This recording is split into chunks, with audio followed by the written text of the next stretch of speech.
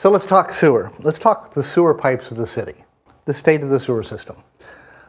Our sewer system dates back to the very beginnings of South Norfolk. Our sewer system dates back 100 years or more. We have got some phenomenally excellent pipes, and then we've got some really old pipes that are not in as good a shape. And then we've got some places in between. So old pipes are made out of generally either clay tile, kind of like flower pots, only thicker, that clay flower pot type of material, or they moved up and then they were made out of cast iron, and that's very common. We have lots of cast iron pipes in the system, or they're made out of plastic. That covers most of our sewer pipes. So they fail differently. The clay pipes are really, really good for carrying sewer. When I was in the Army living in Germany, I looked at clay pipes that were more than 1,500 years old, and they were still working. But they came in 3-foot long pieces of pipe, and there was a joint every 3 feet. Now those joints were sealed with tar, essentially rope soaked in tar. And after a while, that has stopped sealing so well. So in Chesapeake, Virginia, when that tar rope starts to essentially go away, when it stops sealing that pipe, then we get groundwater soaking into the pipe in that joint. And when that groundwater goes into that hole in the hole in the pipe, which is a hole in the ground, it starts carrying sand and clay material with it. So as that material goes into the pipe, it has to come from somewhere. So instead of just making a void around the pipe, it causes that material to keep going in. Every time the groundwater is up over the pipe, material keeps going in, and over time, what you get is a depression in the road. So then, as it continues to happen, the road starts to fail, and then we get what we call a sinkhole. We don't like sinkholes. So the most noticeable effect of that is the sinkhole in the road. The effect inside our sewer is that we're getting sand and clay inside our pipe, and it's forming, because sand doesn't flow real fast, it's forming a little layer on the bottom of our pipe, and so it's actually slowing down the flow inside the pipe. And then as it goes downstream, it ends up getting into a pump station wet well, and then it starts flowing through the pump station system as well. So sinkholes are the indicator sometimes of a problem in the sewer line. The same kind of thing happens with storm drains, and generally when they were initially constructed, storm drains weren't built to seal as well as the sanitary sewers. Well, they've learned that lesson, and now they build them to be watertight as well. So sinkholes happen in part from those small holes, generally where the pipes came together and the seal has just worn out due to time. We find that everywhere we have clay pipe. We also find that where we have old cast iron, because the cast iron sewer lines were also sealed with that same tar rope type material. We have another problem, and some of these are unique to the coastal areas. You don't see the same type of problem in the Midwest.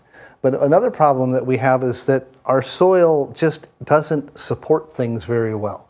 Everything large that's built is built on piles that are driven deep underground. But we don't build the sewer system on piles.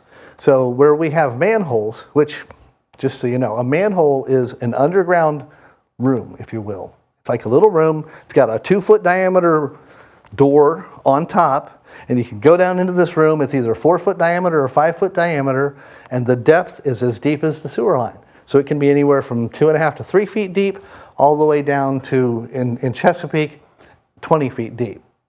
So it's like a little room, and the intent of the manhole is so that we, the people who work on the sewer system, can get down into this chamber underground and do maintenance on the sewer system.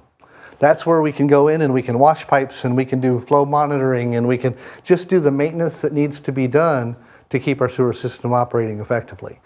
So that's why there's manholes. You see the lid. Normal people only know about the lid. They think of that as a manhole. That's the cover on top of the manhole, which is that underground chamber where we go and do work. Now, we don't go down there when people are driving over top of it. We always make sure we protect it. And frankly, we avoid going into manholes anymore whenever we can, because they're not the most comfortable places, for one. As you can imagine, sewers flowing through the bottom, and then there's just, it's just not the most wonderful place to work. And for two, you have the gas that can come out of sewers can be potentially very dangerous, and so we have to make sure that it's good enough to breathe, or we put air in to make sure that it's a good place, a safe place to be working. So we avoid going in manholes now whenever we can, but sometimes we still need to do that. And when we're doing maintenance on the sewer system, we still need that space to get our maintenance equipment down in there in order to do the work. We televise sewer lines every single day. Every single work day. Our goal is to televise 10% of the system every year, so that over a 10-year period, we will have televised 100% of our gravity sewer system. To do that, we run cameras, little small closed-circuit television cameras that run on little tractors down inside the sewer line. We run those up the sewer line to see what the inside of the pipe looks like, and that's how we evaluate sewer lines from the inside out. Before we do that, we generally wash the sewer line with a high-pressure washer, typically up to about 1,500 pounds per square inch of pressure on this nozzle that we pull through the sewer line to wash it out so that we can really see what the pipe looks like. We do that for all of our different types of pipe. I was looking at sewer tape from a pipe that was installed back in the mid-1980s. The pipe was in excellent condition. It had a little bit of buildup on the sides. The most common form of buildup that I saw was grease. Please, don't ever put grease down your sewer system. Because what most people think of, and I confess, when I was a kid, I did the same thing. I'll run it down with lots of hot water so that it won't get hard.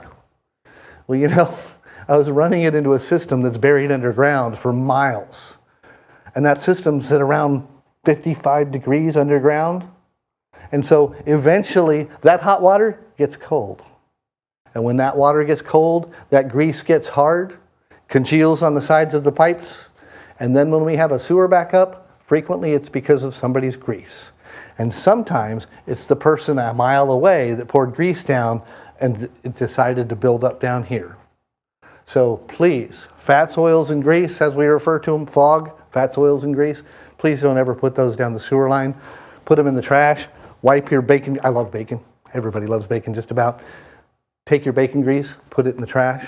Whatever kind of grease it is, even if it's butter, because butter congeals pretty well. And then when it's congealed for a while on a dish, if you leave a dish sitting in your kitchen for a month with butter on it, that stuff gets pretty darn hard when you have to clean it off.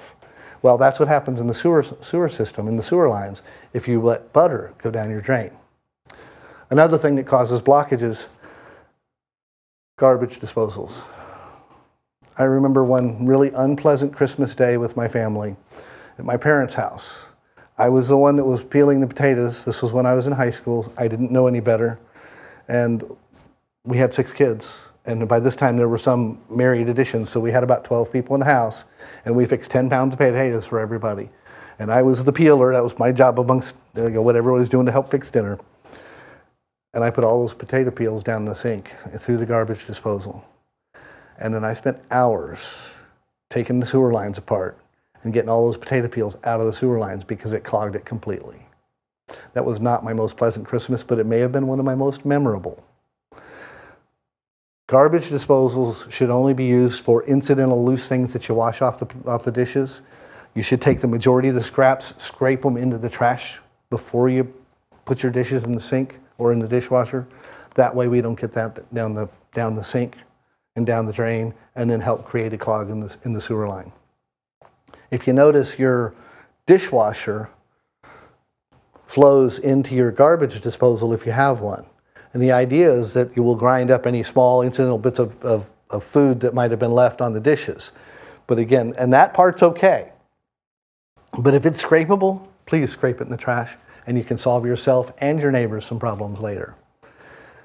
We have another interesting circumstance in Chesapeake where if you put something, a hunk of concrete underground in Chesapeake, ultimately it will sink.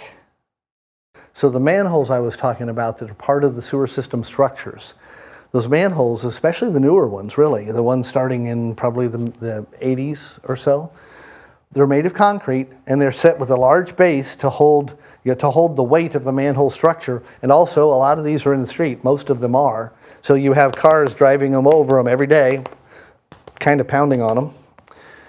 And those manholes sometimes can settle a little bit where they sink a little bit underground.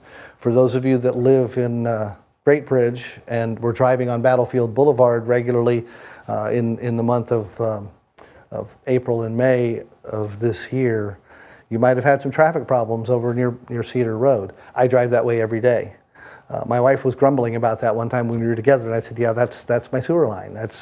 What had happened is the manhole had settled a few inches, so where the pipe came in and out of the manhole, and in that case there was one coming in from the side as well, so we had 3 pipes. All of those pipes had broken.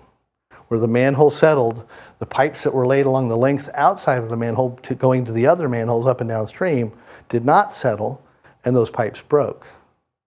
They were clay pipes. They break fairly easily. And it took us a couple of weeks to get that manhole. We had to take the entire manhole out of the ground and build a whole new manhole and put it in place. Now we're using precast manholes. They don't weigh quite as much, and they take up less space. We did it as fast as possible. We actually had a contractor do the work in this case. And so we put this new manhole down, put stubbed pipes out to connect to the system, and then we were able to leave a much improved system in place. But it's not easy to do that kind of work, and especially when we're on a big street, it created problems for all of the drivers, including me. I lived through it myself, I understand.